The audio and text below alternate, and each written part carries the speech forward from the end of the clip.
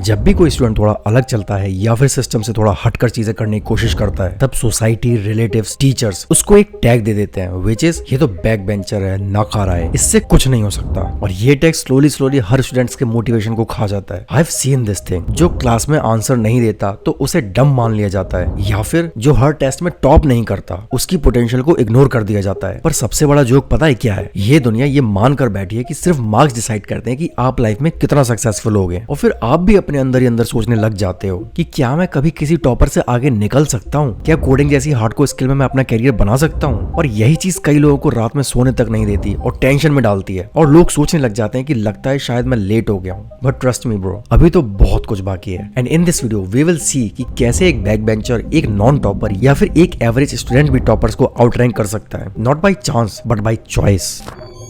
Classroom के last bench पर जब बैठकर एक स्टूडेंट खुद से स्ट्रगल कर रहा होता है, तब दुनिया उसे सिर्फ एक लेबल देती है, विच इज बैक बेंचर। सब उसे ऐसे देखते हैं जैसे वो कभी कुछ बड़ा कर ही नहीं सकता। और सबसे पेनफुल पार्ट पता है क्या है? जब आप खुद अपने आप पर डाउट करने लग जाते हो। हर एग्जाम के बाद सोसाइटी में कंपैरिजन होता है, दैट देखो शर्मा जी के बेटे ने 95% लेकर आया है और तू। अब ऐसी चीजें सुनकर कॉन्फिडेंस ग्रो नहीं होता, सिर्फ गिल्ट ग्रो करती है। लेकिन अंडरस्टैंड इट रियली केयरफुली। क्या कोडिंग सिर्फ टॉपर्स के लिए बनी है? क्या सॉफ्टवेयर इंजीनियर सिर्फ वही बन सकता है जो क्लास में फर्स्ट आता है? देखो, अगर आज आपने खुद को नहीं बदला तो कल फिर से वही लोग आपको जज करेंगे। सेम ताना, सेम कंपैरिजन। बट इस बार नहीं रुकना, इस बार we will have to change.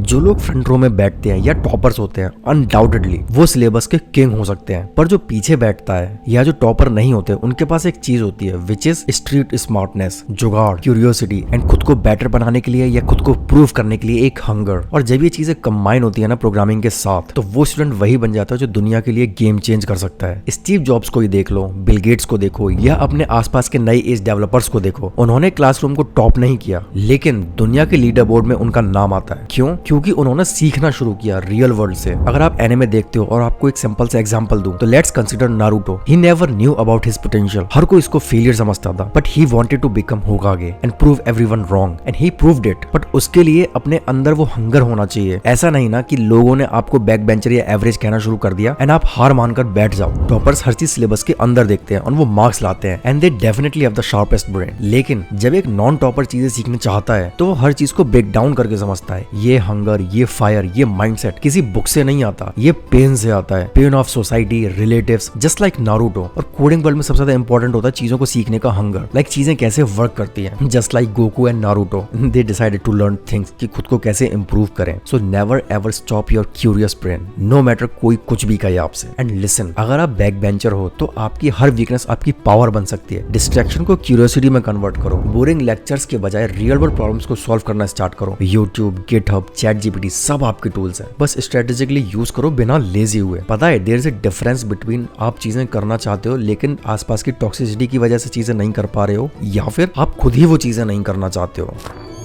अब बात करते हैं असली खेल की, कि कैसे आप एक बैक बेंचर होते हुए भी टॉपर को पीछे छोड़ सकते हो। सबसे पहला स्टेप है डीएसए को मास्टर करना, लेकिन वो रट्टा मार के नहीं। डेली एक पैटर्न लो, उसके कॉन्सेप्ट को समझो और उसे ड्राई रन करो और खुद से सॉल्व करो। Understand it really carefully. DSA is like a gym workout. जैसे डेली वर्कआउट करने से बॉडी बनती है, वैसे ही हर दिन 1 से 2 डीएसए प्रॉब्लम सॉल्व करने से लॉजिक स्ट्रॉन्ग होता है। अब देखो, वर्कआउट के टाइम पर आप एकदम से हैवी वेट्स नहीं उठाते हो, right? So in the same way I would recommend शुरू में ही मीडियम या हार्ड लेवल क्वेश्चंस को पिक नहीं करना। अदरवाइज जब क्वेश्चंस नहीं तो you will use your confidence. तो शुरू में pick easy level questions of every type, like array, string, sorting, searching etcetera. अब इस चीज के लिए आप लीड कोड, हैकर रैंक या जीएफजी जैसे प्लेटफॉर्म्स पर topic wise and difficulty wise questions को सॉल्व कर सकते हो। एंड बिलीव मी, कुछ ही महीने में आपका ब्रेन वैसे ही ट्रेंड हो जाएगा जैसे एक प्रॉपर कोडर का होता है। सेकंड, प्रोजेक्ट्स बनाओ। रैंडम टू डू एप्लीकेशन बनाने से खुश मत हो जाओ। रियल वर्ल्ड प्रॉब्लम को सॉल्व करने वाले प्रोजेक्ट्स को बनाओ, या फिर मोस्ट इंपॉर्टेंट, जो प्रॉब्लम आप खुद फेस कर रहे हो उसका सोल्यूशन बनाकर गिटहब पर डालो। एंड बिलीव मी, रिक्रूटर्स आपकी मार्कशीट नहीं आपका काम देखते हैं। एंड हाँ, कुछ कंपनीज में अप्लाई करने के लिए मार्क्स वाला क्राइटेरिया होता है, बट उतने मार्क्स ले आओ जितने बेटर हो। बट किसी वजह से अगर आपके मार्क्स नहीं आ पाए तो leave those companies and apply to those जिसमें परसेंटाइल का कोई क्राइटेरिया नहीं होता। थर्ड, फ्रीलांसिंग या इंटर्नशिप करो। कॉलेज के पहले सेमेस्टर से ही किसी ओपन सोर्स रेपो में कंट्रीब्यूट करना शुरू कर दो, और अगर टाइम बने तो फाइवर या अपवर्क पर अकाउंट बनाकर फ्रीलांसिंग भी कर सकते हो। लेकिन क्योंकि इन साइट्स पर फ्रेशर्स के लिए कंपटीशन बहुत ज्यादा है, तो आप अपने आसपास पास क्लाइंट्स ढूंढ सकते हो लाइक प्रोजेक्ट्स बनाने के लिए, या फिर like I mentioned a while ago that जो प्रॉब्लम आप फेस कर रहे हो उस पर प्रोजेक्ट्स बनाओ। ये प्रोजेक्ट्स आपके रिज्यूमे को इतना इम्पैक्टफुल बना देंगे जो एक टॉपर कभी सोच भी नहीं सकता, बट ओनली इफ आप इस चीज की मेहनत करने के लिए तैयार हो। The thing is topper preparation करेंगे मार्क्स लाने की, ऑन दी अदर हैंड आप प्रिपरेशन करोगे रियल वर्ल्ड प्रोजेक्ट्स की एग्जीक्यूशन की।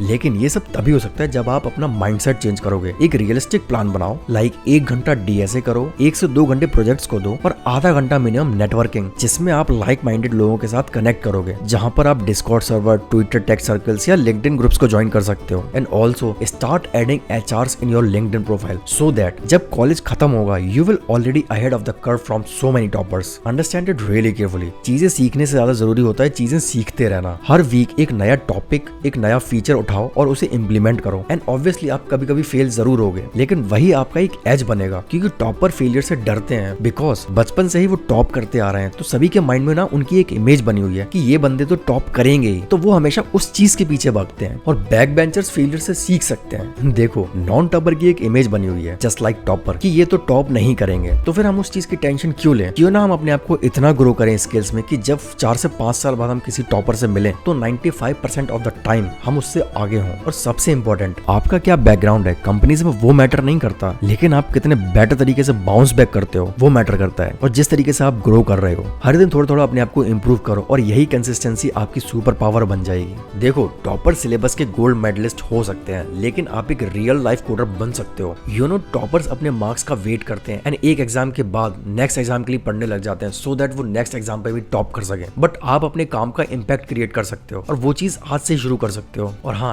एक बात क्लियर रखना, ये वीडियो या ये जर्नी किसी टॉपर के अगेंस्ट नहीं है। टॉपर्स अमेजिंग होते हैं, डिसिप्लिन्ड होते हैं और वो भी लाइफ में बहुत अमेजिंग करते हैं। तो आपको उनसे इंस्पायर होना है और प्रैक्टिकल वर्ल्ड में उनसे बेटर करने की सोचना है, लेकिन उनको हेट नहीं करना। And on the other hand, her topper को ये भी देखना चाहिए कि हर एक बैक बेंचर, हर एक नॉन टॉपर एक पोटेंशियल रखता है लाइफ में कुछ ना कुछ करने का। बस उसे चांस चाहिए, स्पेस चाहिए, सेल्फ बिलीफ चाहिए। And also relatives and parents भी, rather than demotivate the student, back them up. Society और कॉलेज वाले वैसे ही कोई कसर नहीं छोड़ते बच्चों को डिमोटिवेट करने की, तो अगर पेरेंट्स भी यही करेंगे तो बच्चे फिर किससे क्या ही कहेंगे। और हर बैक बेंचर, हर एवरेज स्टूडेंट के लिए आई वांट टू से दिस थिंग, मार्क्स लाना जरूरी है और आपको लाने भी चाहिए, लेकिन बाई चांस मान लो अगर आपके मार्क्स कम आते हैं तो इसका मतलब ये नहीं है कि तुम्हारा फ्यूचर बेकार है। You still have the power to change your life. You will see so many examples out there. और ये चीजें आपको तब फॉलो करनी है अगर आपके मार्क्स आ ही नहीं रहे हैं काफी कोशिशें करने के बाद भी, क्योंकि not everyone understand this thing कि कई लोगों को प्रैक्टिकल चीजें करना अच्छा लगता है and they like to build skills and stuff rather than theory को रटना। या फिर कई लोगों को थ्योरी से चीजें समझने में दिक्कत होती है जब तक वो रियल वर्ल्ड चीजों में उनका इंप्लीमेंटेशन करके ना देख लें। एंड दैट्स व्हाई काफी कोशिशें करने के बाद भी अगर आपके मार्क्स नहीं आ रहे हैं, then don't demotivate yourself and build skills at extreme level and become the best version of you. But if you can improve for marks, then yes, go for it. बाकी I highly recommend watching these videos.